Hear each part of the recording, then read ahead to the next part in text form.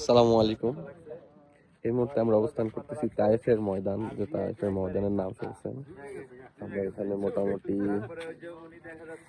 কত পরিমাণে জার্নি করে আসছি, 130+ কিলো। আর এটা একটা নতুন রাস্তা। আর দেখতে পাচ্ছি কত পরিমাণে ঠান্ডা, কত পরিমাণে মেঘের রাজ্যে মনে হচ্ছে। কোনো পাশে কিছুই দেখা যাচ্ছে না। রাস্তায় যে কিভাবে গাড়ি আসছে, আমাদের গাড়ি ওখানে আরেকটা।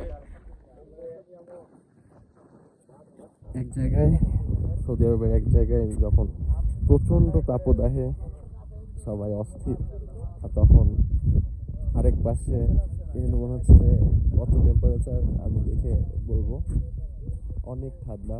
আর এই যে সব মেঘে একদম ছেয়ে গেছে, দেখার বুদ্ধিই নাই।